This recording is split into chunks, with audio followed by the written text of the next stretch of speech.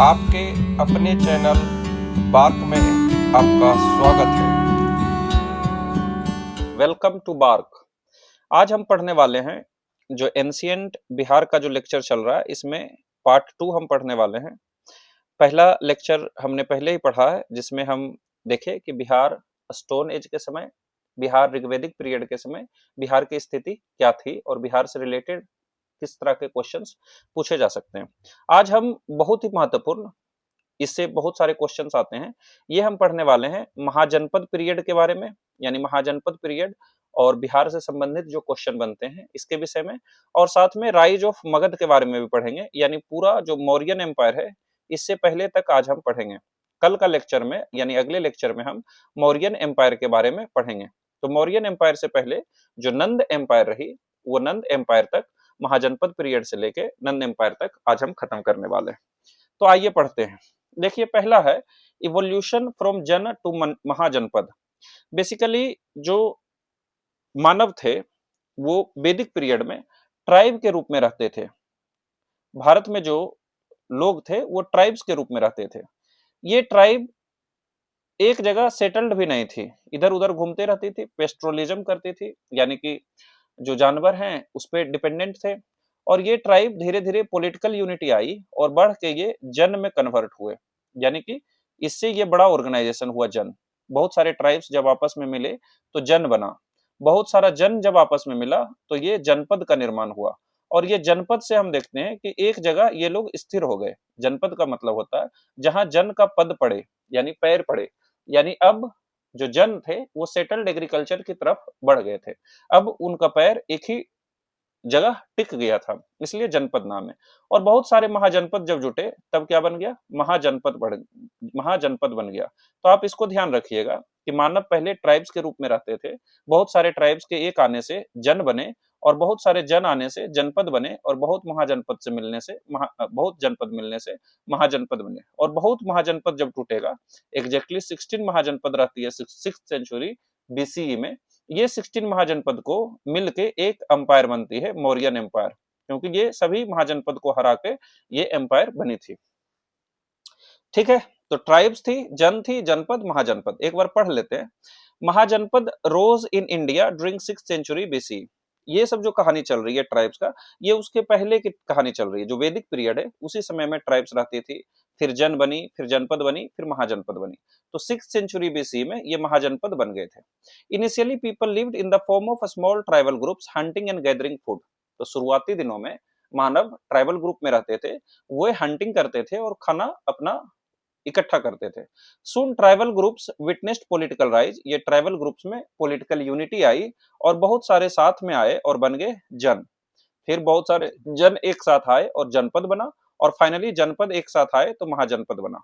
ठीक है, ट्राइब थे, फिर जन आए, जन मतलब ट्राइबल ग्रुप ही थे पर कॉमन एंसेस्ट्री थे, यानी अभी भी एग्रीकल्चर नहीं हो रहा है। जनपद, जहां पद आएगा तभी परमानेंट सेटलमेंट ओवर लैंड होता है। और फिर महाजनपद बन गया, जिसका कि लार्ज टेरिटोरियल स्टेट था, यानी इसका क्षेत्र क्या था, बहुत बड़ा था महाजनपद का क्षेत्र, और आर्मी भी थे और टैक्सेस कलेक्ट करते थे, और कैपिटल यानी राजधानी भी थी। तो ये जो यहाँ देखिए, Mahajanapad mark the beginning of organised state power in India. Bharat में जो स्टेट पावर, एक स्टेट किसे कहते हैं आप जानते होंगे, जिसमें पॉपुलेशन हो। अभी के सेंस में, पॉलिटी के सेंस में बात किया जाता है कि एक स्टेट उसे कहते हैं जहां पॉपुलेशन होती है, जिसकी एक टेरिटरी होती है, जिसकी खुद का एक एडमिनिस्ट्रेशन होता है, एक पॉलिटिकल सिस्टम होता है, एक बाउंड्री होती है, एक टेरिटरी होती है, पॉपुलेशन होती है, एक स्टेट होती है, मतलब कि रूल करने वाला हो, तो इसे ही क्या कहते हैं, एक स्टेट कहते हैं। तो जो महाजनपद है, ये जो महाजनपद है ये क्या दिखाता है भारत में या बिहार में दिखाता है कि it marks the beginning of organised state power in India. जो राज्य की परिकल्पना है, जो राज्य की कल्पना है, वो महाजनपद पीरियड से ही भारत में देखी जाती है। ठीक है, एट द लास्ट कितने महाजनपद बचे, 16 mahajanapadas emerged which fought amongst each other for territorial expansion. अब जब 16 महाजनपद भारत में बचे तो आपस में ये युद्ध करते थे ताकि इनका एरिया को बढ़ाया जा सके, और उसमें ultimately Magadh emerged victorious and Bihar became the nucleus of Indian society, culture, polity and history itself. क्योंकि इसमें मगध जीता, और मगध का सेंटर कहाँ था, बिहार में था। मगध की राजधानी कहाँ थी? पाटलिपुत्र में थी। तो इस तरह से बिहार एक न्यूक्लियस बन गया पूरा भारत के इतिहास की। अगर भारत के इतिहास ने को किसी ने पढ़ा है तो वो बिहार के इतिहास को भी बहुत हद तक कवर कर लिया है, खास करके एंशिएंट बिहार की बात, क्योंकि एंशिएंट बिहार से ही पूरा भारत को कंट्रोल किया जाता था। एक समय बिहारी इतने मजबूत थे कि पूरा भारत में, बल्कि अफगानिस्तान तक हमारा ही रूल चलता था। उसका सेंटर कहाँ था? मगध में था। तो आइए धीरे धीरे देखते हैं सभी चीजों को। 16 महाजनपद जो 6th सेंचुरी बीसी में था, ये कहाँ लिखा हुआ है? ये बुद्धिस्ट बुक है अंगुटर निकाय, और जैन टेक्स्ट है भगवती सूत्र, इसमें इसकी चर्चा की गई है। यानी अंगुटर निकाय और भगवती सूत्र, इन दोनों दोनों किताब में, दोनों बुक्स में चर्चा की गई है कि 16 महाजनपदाज थे। कितने महाजनपदाज थे? 16 महाजनपदाज थे। कब? 6th सेंचुरी बीसी में, यानी 6ठी शताब्दी बीसी में, 6ठी शताब्दी ईसा पूर्व में हमारे भारत में 16 महाजनपदा थे। ये कहाँ लिखा हुआ है? तो ये दो किताब में लिखा हुआ है। बुद्धिस्ट का किताब है अंगुटर निकाय और जैन टेक्स्ट है भगवती सूत्र। ये महाजनपद का क्या खासियत थी? अभी हमने इसके बारे में चर्चा किया, लेकिन फिर से देख लेते हैं कि महाजनपदाज की क्या खासियत थी। इसकी खासियत ये थी कि ये एक लार्ज टेरिटरी में फैले हुए थे, एक लार्ज एरिया में इसका विस्तार था। इसके पास एक स्टैंडिंग आर्मी थी, स्टैंडिंग आर्मी थी। इसमें टैक्स लिया जाता था, टैक्स कलेक्ट किया जाता था, क्योंकि बिना टैक्स का स्टैंडिंग आर्मी तो हो नहीं सकती है। तो ये महाजनपद बहुत बड़े एरिया में फैले हुए थे, स्टैंडिंग आर्मी थी, टैक्स कलेक्ट करते थे, इसका कैपिटल हुआ करता था। तो ये सब चीजों के बारे में हमें महाजनपदाज के बारे में पढ़नी पड़ती है। ठीक है, ये देखिए 16 महाजनपद है। अंग, मगध, वज्जी, मल्ल, कौशल, वत्स, काशी, छेदी, अवंती, सूरसेन, मत्स्य, पांचाल, कुरु, गांधार, काम्बोज और साउथ इंडिया का एकमात्र महाजनपद असका, या जिसे असमक भी कहते हैं। तो ये जो महाजनपद है, इसके बारे में हम इंडियन हिस्ट्री में डिटेल से पढ़ते हैं। 16 महाजनपद के बारे में इंडियन हिस्ट्री में, क्योंकि हम बिहार की एंशिएंट हिस्ट्री पढ़ रहे हैं, तो बिहार में 3 महाजनपद बिहार का हिस्सा था, एक अंग, एक वज्जी और एक मगध। इसलिए आज की क्लास की फोकस यही 3 महाजनपद में सिमटी हुई होगी। एक अंग के बारे में पढ़ेंगे, मगध के बारे में पढ़ेंगे और वज्जी के बारे में पढ़ेंगे, क्योंकि अंग और वज्जी को मगध में ही मिला लिया जाता है। यानी कि हम सिंपली मगध का इतिहास पढ़ेंगे, और मगध का इतिहास ही बिहार का इतिहास था, मगध का इतिहास ही भारत का इतिहास था। तो 16 महाजनपद कौन कौन है? मगध जो बिहार में थी, इसकी इनिशियल राजधानी गिरिवराज, या जिसे राजगिर भी कहते हैं, ये बिहार में पटना, गया, नालंदा क्षेत्र में फैली हुई थी। अंग महाजनपद जिसकी कैपिटल चंपा थी, ये बिहार में भागलपुर, मुंगेर एरिया में फैली थी। जो वज्जी संघ थी, ये वैशाली में थी, और ये बिहार के मुजफ्फरपुर और वैशाली में फैली थी।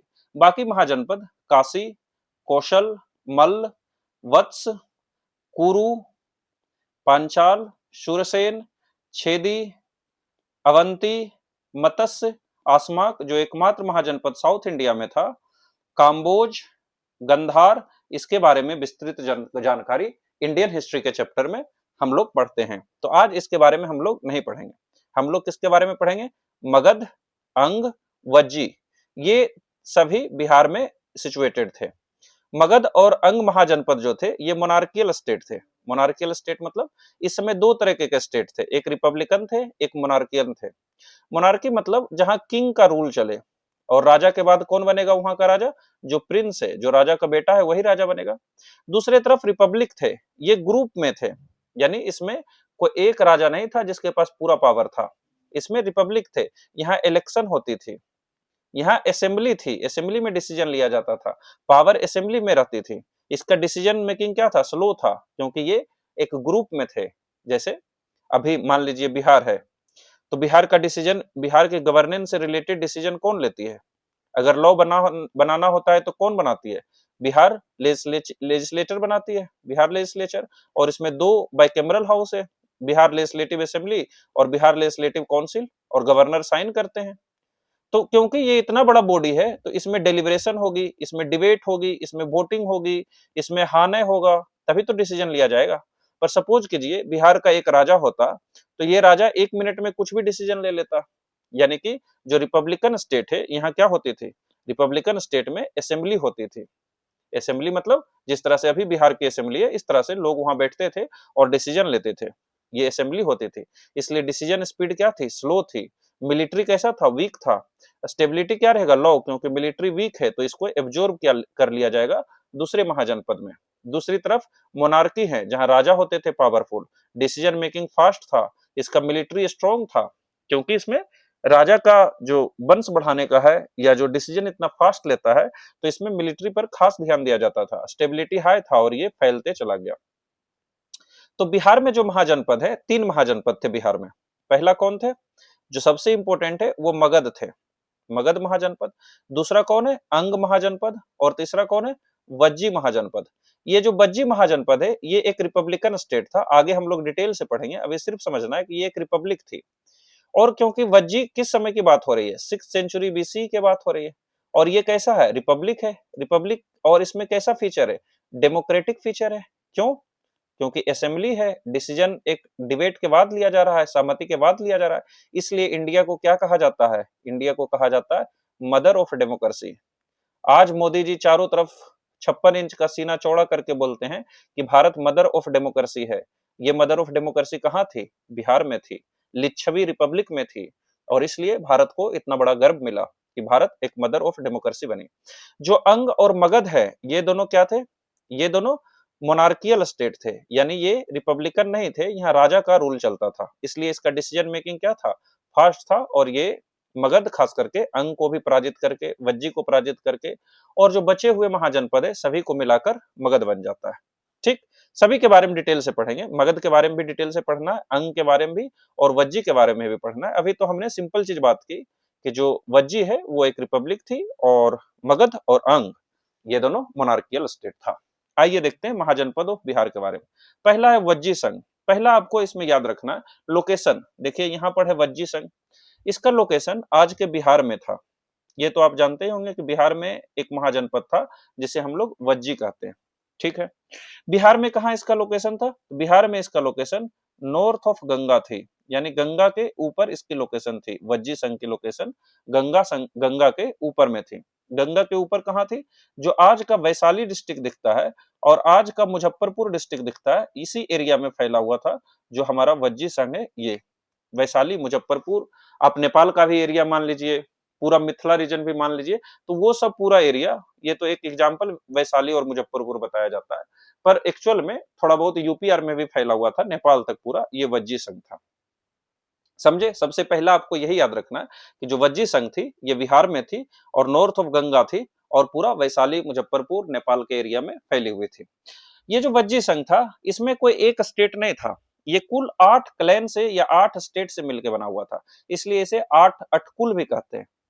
ये जो वज्जी संघ है, ये नाम है वज्जी, एक्चुअल इसका पूरा नाम क्या है, वज्जी कॉन्फेडरेसी। आपने पढ़ा होगा बहुत सारा किताब, उसमें लिखा हुआ रहता है वज्जी कॉन्फेडरेसी। इसका मतलब है कि इसमें 8 क्लैन था या 8 छोटे छोटे राज्य थे, जिसे मिलाकर क्या बनाता है, जिसे मिलाकर वज्जी बनता है। जैसे इसमें एक स्वयं का था, वज्जी था, लिच्छवी था, इसमें लिच्छवी है, इसमें ज्ञानत्रिका है, सभी के बारे में पढ़ेंगे। तो देखिए एक वज्जी है, लिच्छवी है, ज्ञानत्रिका है, विदेह है, उग्र है, भोग है, कुरु है, इक्ष्वाकु है। इस तरह से टोटल 8 क्लेन्स, या हम कह सकते हैं 8 जो स्मॉल स्टेट्स है, ये 8 स्मॉल स्टेट्स क्या बनाती है, ये वज्जी कॉन्फेडरेसी का फॉर्मेशन करती है, वज्जी कॉन्फेडरेसी बनाती है। एक महाजनपद जो है ये वज्जी का निर्माण करती है। दूसरा क्वेश्चन ये है कि क्या हमें 8 क्लैन्स के बारे में याद करना है, बिल्कुल नहीं करना है याद। इसमें सिंपली 3 क्लैन के बारे में याद करना है, जिसके बारे में आगे हम पढ़ेंगे। एक लिच्छवी है, एक ज्ञानत्रिका है और एक विदेह है। ये 3 इंपॉर्टेंट थी, इसलिए इन तीनों के बारे में थोड़ी बहुत जानकारी हमें लेनी होगी। अभी तक कोई दिक्कत नहीं हुआ होगा, क्योंकि हमने सिर्फ बताया कि जो वज्जी महाजनपद है ये नॉर्थ ऑफ गंगा सिचुएटेड थी, और आज का जो इसका मेन सेंटर था, आज का वैशाली और मुजफ्फरपुर डिस्ट्रिक्ट के आसपास थी। हालांकि इसका पूरा फैलाव इन 8 जो क्लैन है वज्जी का, इसका पूरा फैलाव देखे तो आज के मधुबनी, सीतामढ़ी, मुजफ्फरपुर, दरभंगा, नेपाल के हिस्सा, इवन यूपी के कुछ हिस्सा इसमें शामिल थे। ठीक, इसमें जो इंपॉर्टेंट है वो है लिच्छवी, ज्ञानत्रिका और विदेह, इसके बारे में पढ़ना है। इट वॉज गवर्नड बाय गण संघ, इसे गण संघ भी कहते हैं क्योंकि ये एक रिपब्लिक स्टेट थी। एक संघ है ना, क्या हम बोल रहे हैं ना कि ये कॉन्फेडरेसी था, कॉन्फेडरेसी ऑफ 8 स्टेट्स था, यानी 8 स्टेट्स का क्या था, संघ था। जैसे भारत, 28 राज्यों का एक संघ है। उसी तरह ये क्या था, 8 स्टेट्स का संघ था, इसलिए इसे क्या कहते हैं, संघ तो है ही। इसे जो रूल करती थी वो था गण संघ। गण संघ मतलब रिपब्लिक होने के कारण, क्योंकि ये 8 कुल से मिलकर बना हुआ है, 8 राज्य से मिलकर बना हुआ है, तो क्या आठों का इसमें जो रिप्रेजेंटेशन है सभी स्टेट का रहेगा। अगर सभी स्टेट का रिप्रेजेंटेशन रहेगा तो लोग को क्या बोलते हैं, गण भी बोलते हैं, और क्योंकि संघ था, यूनियन था, इसलिए गण संघ हो गया। यानी 8 लोगों का जो रिप्रेजेंटेटिव था, ये आठों स्टेट का रिप्रेजेंटेटिव के थ्रू इसे रूल किया जाता था, इसलिए इसको कहते हैं कि इट वाज गवर्न्ड एज गण संघ। एक इसका कोई राजा नहीं था, पूरा एक समूह था, एक ग्रुप ऑफ पीपल थे जो आठों राज्य से आते थे, आठों कुल से आते थे, और वही यहाँ पर आके रूल करते थे, प्रशासन संभालते थे, और ये एक रिपब्लिक स्टेट था। इसका स्ट्रक्चर कैसा है, कॉन्फेडरेशन ऑफ 8 स्टेट्स, 8 क्लेन्स, इसलिए अटकूल कहते हैं। मेन क्लेन वज्जी महाजनपद में कौन है, लिच्छवी ऑफ वैशाली। वैशाली का मतलब इसकी कैपिटल वैशाली थी। तो पहला जो क्लेन है जो इंपोर्टेंट है, हमने बोला कि 8 क्लेन से मिलकर बनी है वज्जी।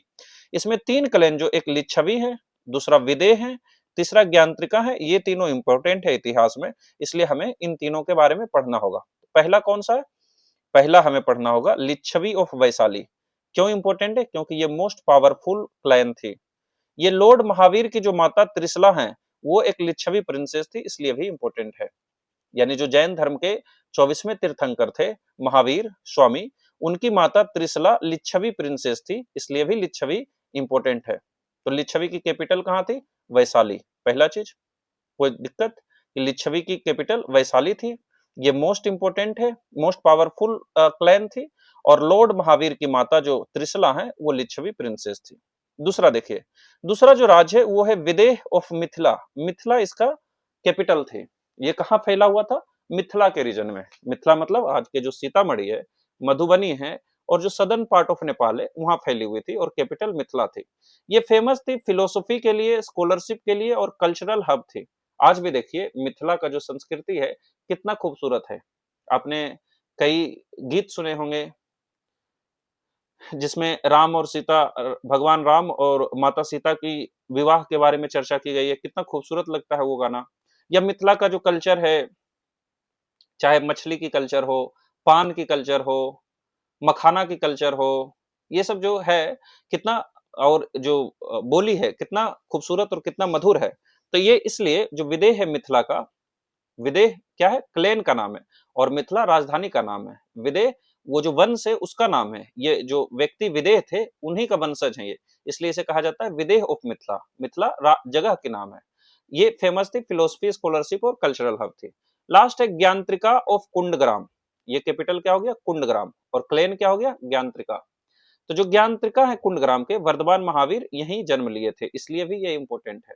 तो हमने पढ़ा कि जो वज्जी कॉन्फेडरेसी है, वज्जी एक कॉन्फेडरेसी है, मतलब इसमें 8 8 स्टेट या 8 क्लेन है, इसलिए इसे अटकुल कहते हैं। इसमें 3 इंपॉर्टेंट है। पहला कौन है, पहला है लिच्छवी।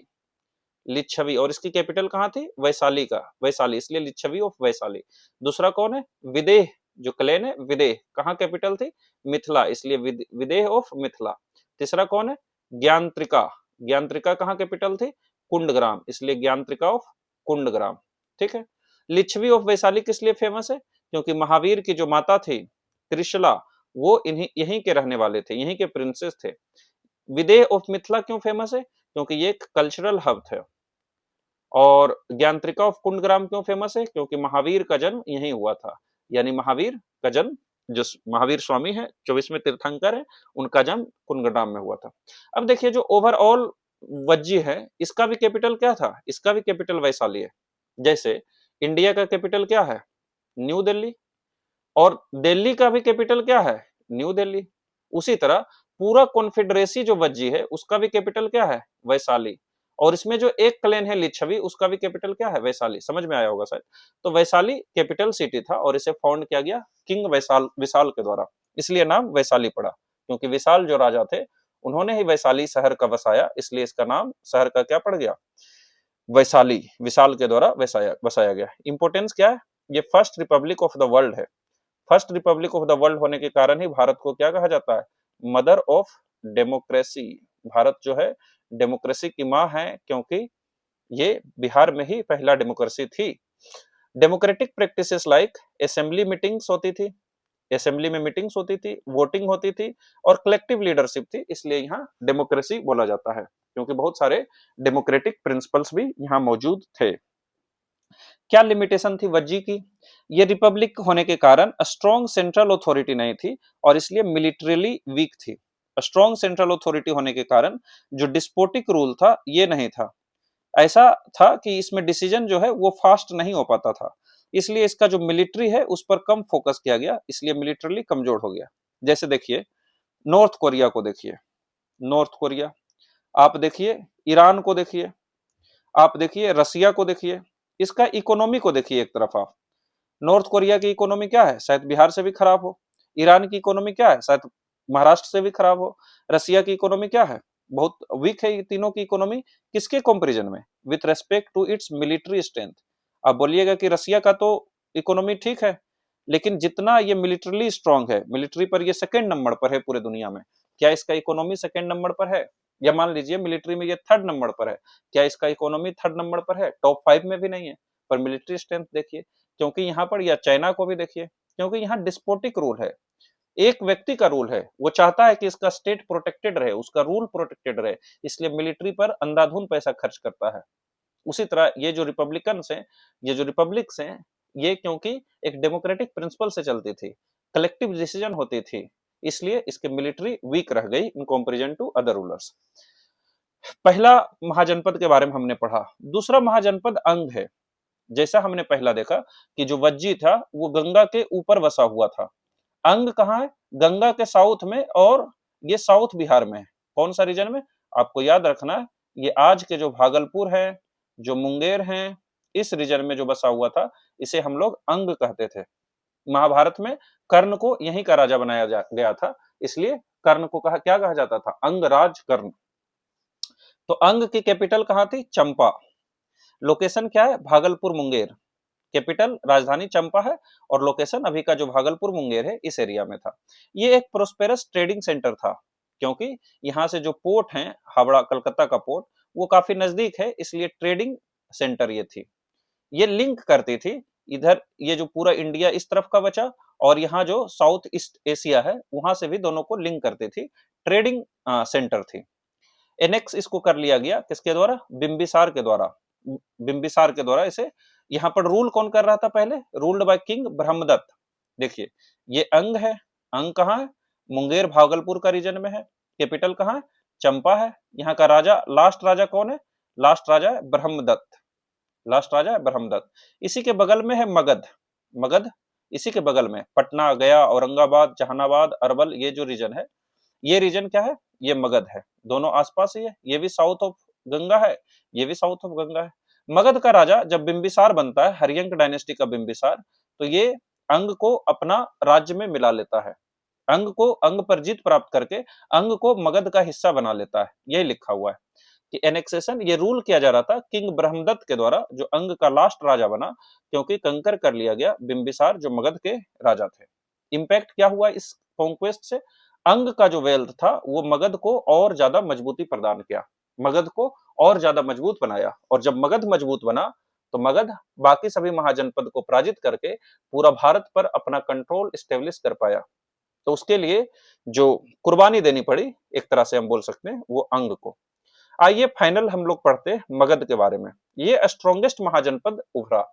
जो 16 महाजनपद था, ये सभी को पराजित करके मगध अंपायर बनाने में सक्षम हो पाया। इसकी वजह, और आप जानते होंगे, चंद्रगुप्त मौर्य एक मौर्य एम्पायर की निर्माण करते हैं, फाउंडेशन रखते हैं, तो ये जो 15 महाजनपद है उसको पराजित करके बना। तो Magadh gradually became the dominant power. ये देखिए मगध है शुरुआती दिनों में, हालांकि शुरू दिनों में गंगा के नीचे का जो एरिया है, खास करके गया की रीजन, पटना, जो औरंगाबाद है, जो जहानाबाद है, जो अरवल है, ये रीजन में क्या था? इसी रीजन में मगध था। मगध पहले किसको जीत लिया? यहाँ जो अंग था इसको जीत लिया। फिर किसको जीत लिया? ऊपर में जो वज्जी कॉन्फेडरेसी है, देखेंगे बिंबिसार का बेटा अजातशत्रु बनता है, वो वज्जी को पराजित करके जीत लेता है, और धीरे धीरे करते हुए पूरा भारतवर्ष में ये अपना अंपायर बना देता है। कहां से? मगध से। ये एम्पायर इतना दूर तक फैल जाता है, धीरे धीरे दूसरे को पराजित करते हुए। पर इनिशियल दिनों में तो मगध कहाँ थी? गंगा के साउथ में थी। इस बात पर हम इसलिए फोकस कर रहे हैं क्योंकि क्वेश्चन पूछा गया है कि जो गंगा के साउथ का एरिया है, इसे हमारे किताबों में क्या कहकर बुलाया गया है? तो गंगा के साउथ के एरिया को मगध कहा गया है। शुरू दिनों में मगध गया, पटना, औरंगाबाद, जहानाबाद, अरवल में फैली हुई थी। पर अंग को पराजित करने के बाद ये भागलपुर, मुंगेर में पहले फैली, फिर वज्जी को प्राप्त करने के बाद ये नॉर्थ बिहार को भी कैप्चर किया और धीरे धीरे सभी महाजनपदों को निगल कर यह पूरा भारत में फैल गया, except for south India. Magadh को क्यों जीत मिली? आखिरकार ये 16 महाजनपद में मगध ही क्यों विजयी हुआ? मगध को ही जीत क्यों मिली? मगध ही एम्पायर क्यों निर्माण किया? इसके पीछे उसका ज्योग्राफी मगध की इकोनॉमी का भी कंट्रीब्यूशन है। जैसे मगध के जो एरिया है वो एग्रीकल्चरली बहुत रिच थी, इसलिए सरप्लस फूड होती थी। एग्रीकल्चरली रिच इसलिए थी कि जो मगध की रीजन है, जो पटना की रीजन है, जो नालंदा की रीजन है, इसमें नालंदा भी जोड़ दीजिएगा क्योंकि वो भी कहाँ है? पटना से जुटा हुआ ही है। तो जो नालंदा पटना की रीजन है, ये सब क्या है? एग्रीकल्चरली रिच रीजन है, एग्रीकल्चर में रिच है। क्यों? क्योंकि वाटर की अवेलेबिलिटी है, बहुत सारे रिवर्स यहाँ पर है और एलुवियल सोयल तो है ही। इसके कारण यहाँ पर क्या है? एग्रीकल्चर बहुत बढ़िया है और इसकी वजह से सरप्लस फूड था और इससे टैक्स भी अच्छा आएगा और इससे एक लार्ज स्टैंडिंग आर्मी रखने में मदद मिलेगा और लार्ज स्टैंडिंग आर्मी ही दूसरे देशों को पराजित करेगा। रिवर्स होने के कारण ट्रेड पर भी और ट्रांसपोर्ट पर भी फोकस हुआ। ट्रेड बहुत अच्छा से हुआ, इससे भी क्या होगा? इससे भी मनी आएगा, इससे भी लार्ज एम्पायर और ट्रांसपोर्ट होगा। साथ में जो इसी के नीचे जो छोटा नागपुर प्लेट्यू है, जो झारखंड का रीजन है, वहां आयरन रिसोर्स है और इससे हम बेटर वेपन्स बना पाए। जो मगध का जो राजा थे, उसका जो वेपन्स था उसकी क्वालिटी बेटर थी। जो आयरन मिल जाता था कहां से? छोटा नागपुर प्लेट्यू से, इसके सबसे क्लोज है। जो फॉरेस्ट रीजन है छोटा नागपुर प्लेट्यू में, इससे लकड़ियां मिली और एलिफेंट्स, जो स्ट्रॉन्ग एलिफेंट्स है, वो भी मगध को मिली और इससे मगध एक बहुत बड़ा, मगध की सेना में हाथी की भी कंट्रीब्यूशन थी। इससे ट्रांसपोर्टेशन में मदद मिलेगी, इससे जो फोर्ट्स हैं उसको तोड़ने में मदद मिलेगी, है ना? हाथी फोर्ट्स को आसानी से तोड़ देगा, किला को। ये बहुत ज्यादा कैरी कर पाएगा बड़े बड़े लकड़ियों को, आराम से ये रिवर्स को क्रॉस कर पाएगा, इसलिए इसका सेना और ज्यादा मजबूत बन गया। इसका जो कैपिटल था मगध का, सबसे पहले मगध का कैपिटल राजगृह था। देखेंगे राजगृह को कौन बसाया और आगे जाकर पाटलिपुत्रा बना इसका कैपिटल। दोनों, चाहे राजगीर हो या पाटलिपुत्रा हो, इसकी जो लोकेशन थी काफी इंपॉर्टेंट थी। राजगीर पांच पांच पहाड़ों से घिरी हुई जगह है। राजगीर 5 पहाड़ों से घिरी हुई जगह है। आगे हम पहाड़ का भी नाम देखेंगे, पर 5 हिल से जो राजगीर को सराउंड करती है, इससे किसी को राजगीर तक पहुंचना थोड़ा मुश्किल था। उसी तरह पाटलिपुत्रा कई नदियों का संगम पर बसा हुआ है। जैसे अगर यहाँ हम दिखाएं तो मान लीजिए ये पाटलिपुत्रा है, तो पाटलिपुत्रा जो अभी का पटना है, नीचे से सोन रिवर आती है, गंगा तो ऊपर से जाती ही है, ऊपर से गंडक भी आती है, इस तरफ से पुनपुन भी आती है। तो ये देखिए कि ये चारों तरफ क्या है? रिवर से घिरा हुआ है। तो अगर यहाँ से कोई सेना आता है ऊपर से, तो इसको क्या करना पड़ेगा? गंगा को क्रॉस करना पड़ेगा। उस समय तो बोट उट से क्रॉस करना तो काफी खतरनाक हो सकता है।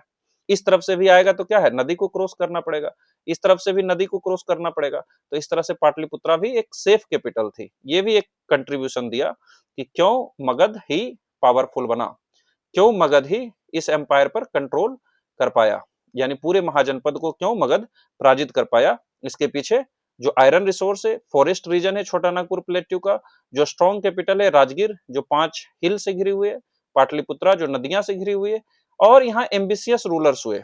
जैसे आगे पढ़ेंगे बिंबिसार, अजात शत्रु के बारे में पढ़ेंगे, जो अपने बाहुबली में, जो आपने बाहुबली को देखा अस्त्र चलाते हुए, जो रथ में भल्लाल देव ने तलवार बांध रखा था, वो अजात शत्रु का ही इन्वेंशन था।